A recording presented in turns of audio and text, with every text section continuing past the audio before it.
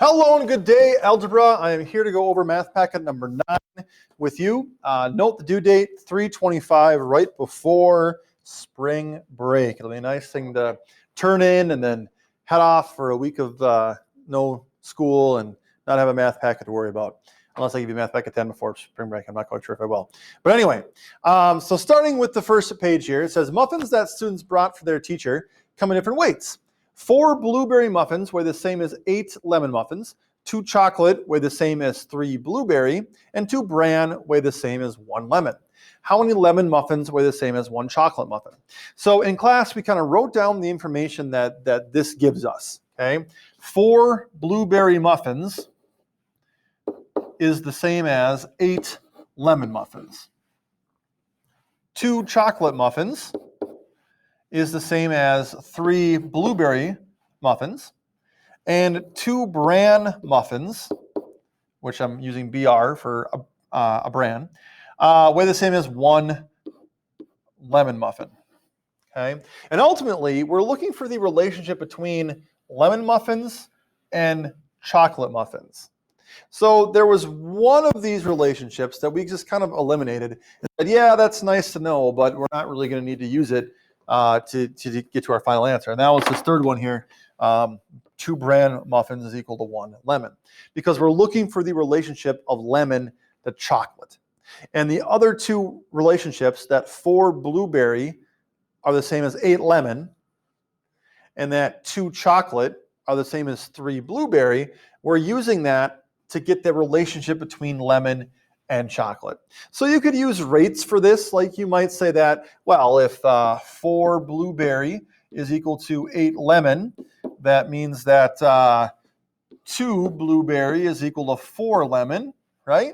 Or you might play with the chocolate and blueberry relationship a little bit there. You can use equivalent rates for this. We talked about possibly using substitution, not the full-on Oxenoid, but substituting different values in for variables. But ultimately, you want to get that relationship between lemon muffins and 1 chocolate.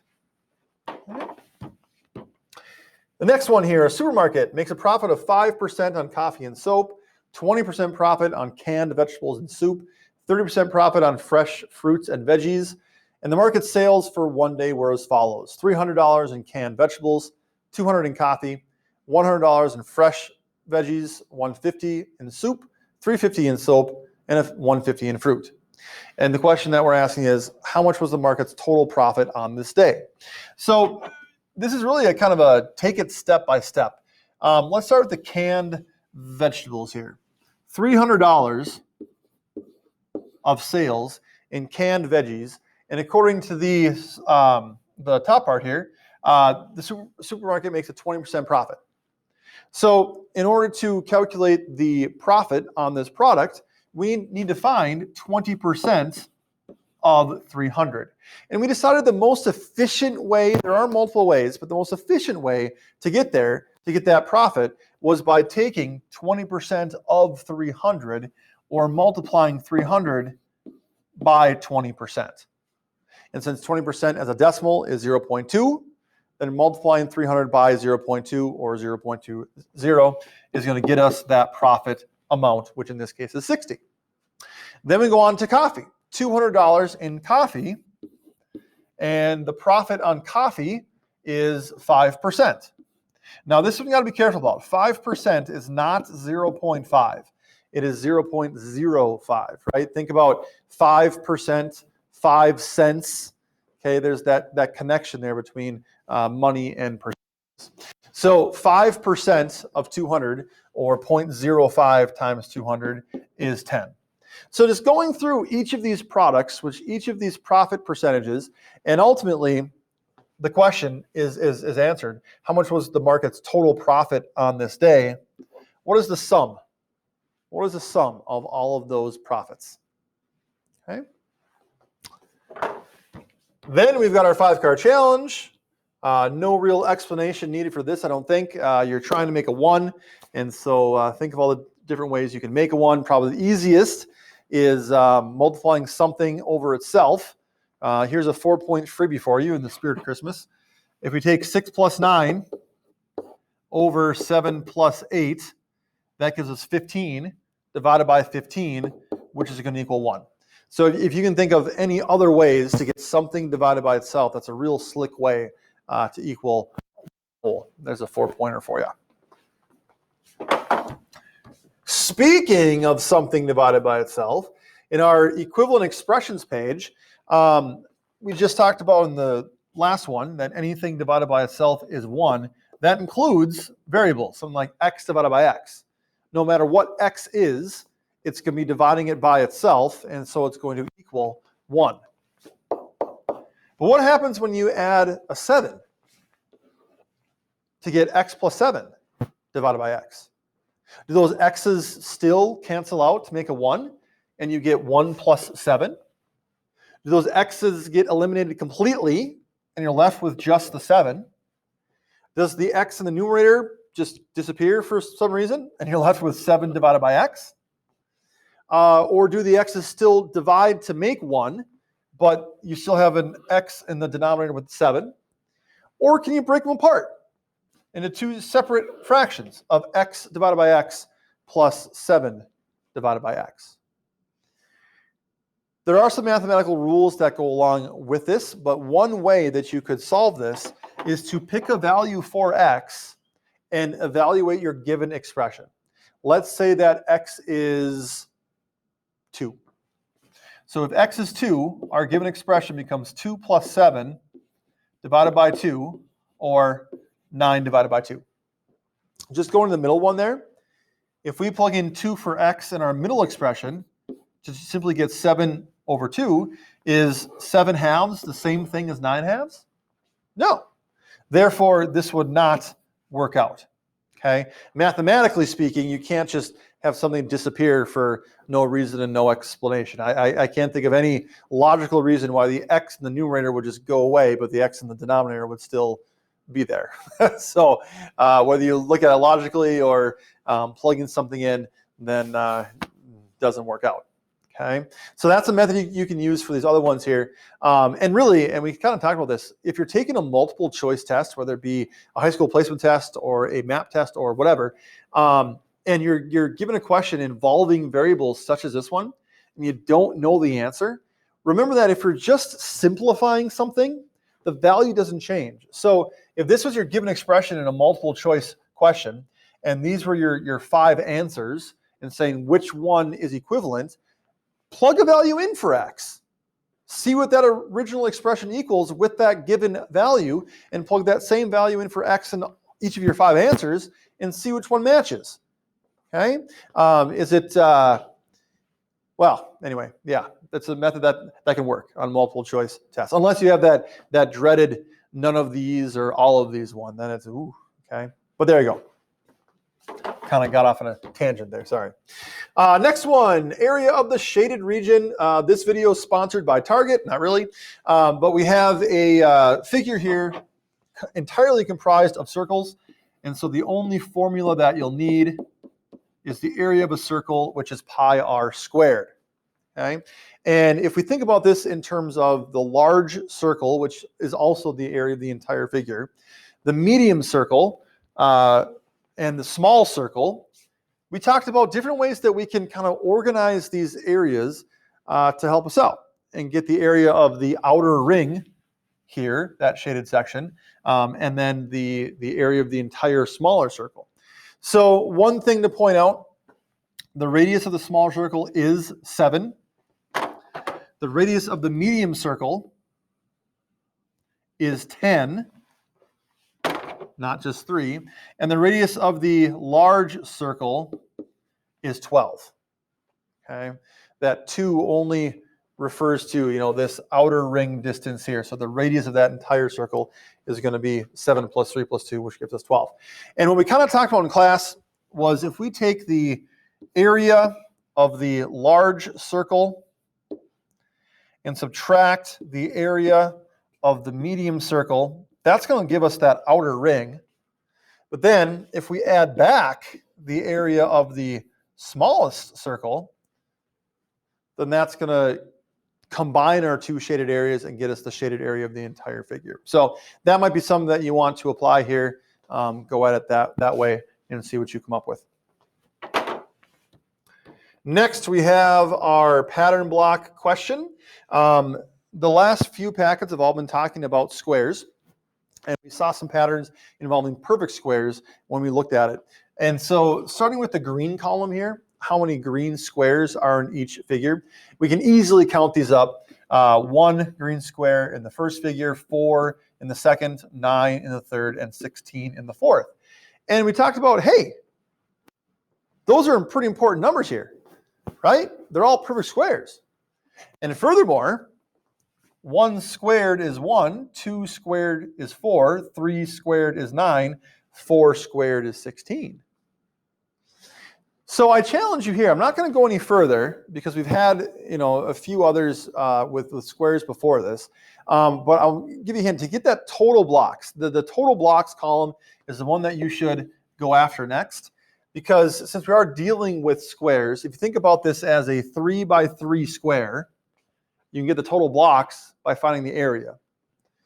This is a 6 by 6 square, and so on and so forth. And the pattern with the total blocks is very defined. You should see it if you go at it like this with looking at side lengths of the squares. It should become clear to you fairly quickly.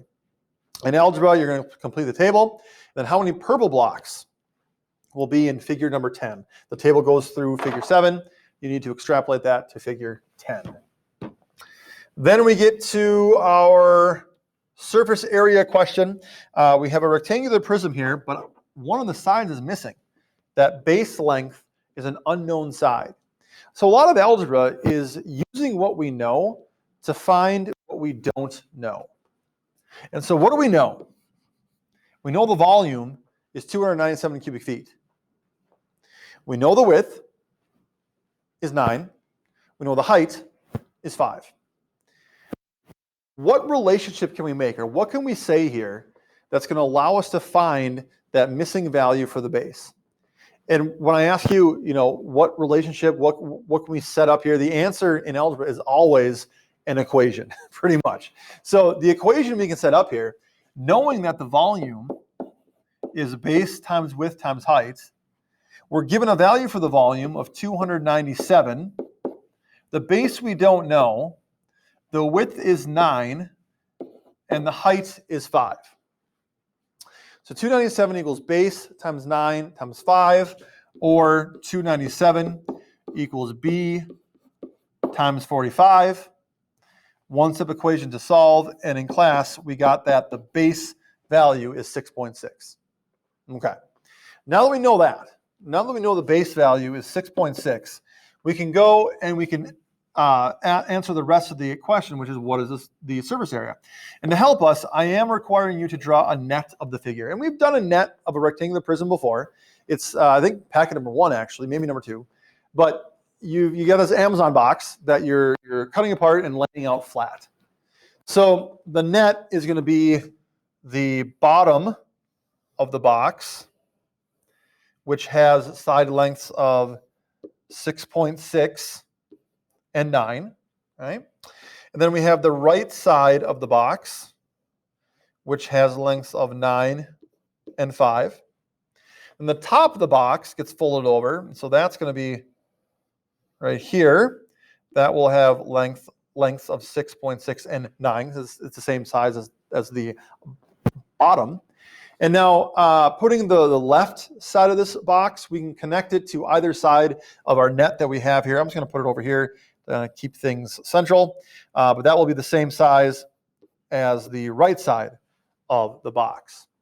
Okay, so right now we've got the top, bottom, left, and right sides all laid out flat here. Okay, and now we are going to place the front and the back.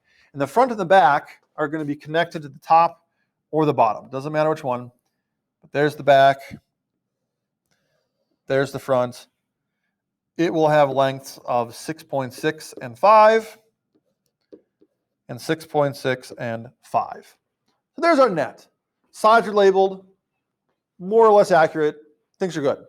And the question is now, what is the surface area of the figure? Recall that surface area is the sum of each face's area. So I'll take the easy ones. This has an area of 45. This will also have an area of 45, and you want to find the areas of all the other faces, add them all together, and that's going to be the surface area for that figure.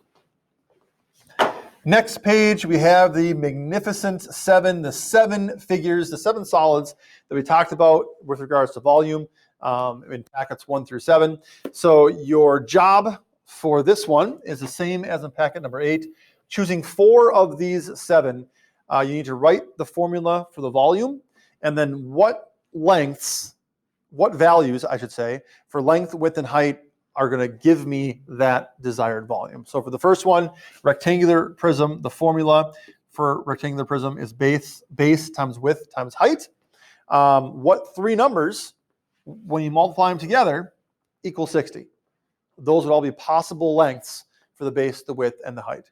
If you do choose one of these down below here, remember that 63 is an approximate volume. Since all of these involve pi, you're not going to get exactly 63, but you need to get as close as you can. 60 is not close enough. You need to be more or less within 1. Okay, so 62 to 64.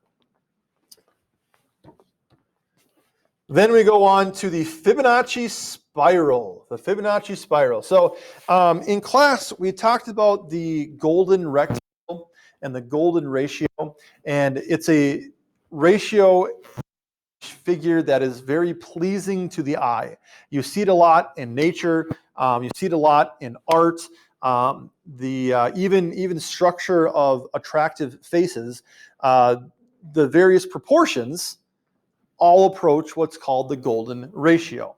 And so we're going to make Fibonacci's spiral here. And we're going to follow the directions on the side here. We did this entire page together in class. I'm going to do the entire page with you now. But locate the 1 by 1 square I've given to you and outline it there. Okay? And it says, make another, I'm right here now, make another 1 by 1 square immediately to the right of the first one. So I'm just going to go ahead, make another 1 by 1 square. Above the 2 of them, make a square with a side length of 2. Okay, so total, I've got a 3 by 2 rectangle here. To the left of the figure, make a square with a side length of 3.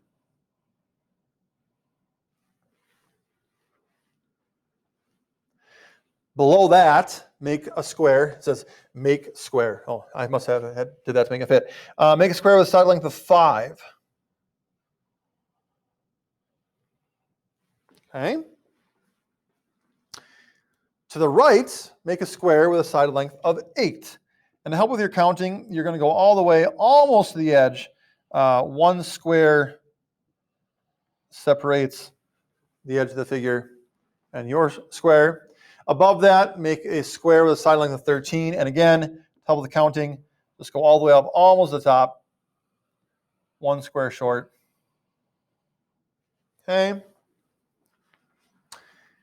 And the last but not least, make a square with a side length of 21 to the left of this, and again, all the way over, almost to the edge, 1 square to go, and there we have it. Okay, so you'll notice that every time we added a square, we made a new rectangle. All these rectangles are in the golden ratio, or they all approach the golden ratio. They're all golden rectangles. And what we're going to do now is we're going to use them to make the Fibonacci spiral. So what we're going to do is, following these directions here, place a point in the upper left corner of the original 1 by 1 square. So upper left corner of the original 1 by 1 square. We're not going to connect them yet. So it says using curves, connect the following points. We're going to make the points first. The bottom right of the original 1 by 1 square. So a point there. Upper right of the second 1 by 1. Upper left of the 2 by 2. Bottom left of the 3 by 3. Bottom right of the 5 by 5. Upper right of the 8 by 8. Upper left of the 13 by 13. and bottom left of the 21 by 21. And as best you can, it's easy to do it with just straight diagonal lines, but try and resist the urge. As much as you can, make a curved spiral, starting with that first point that we placed, the upper left of that original 1 by 1, and just curve it around, connecting each of these points. Whoop, that was bad. My shadow got in the way of that last one, and that didn't look so good there. There we go. That's a little bit better. Okay. This is why I don't teach art. Okay.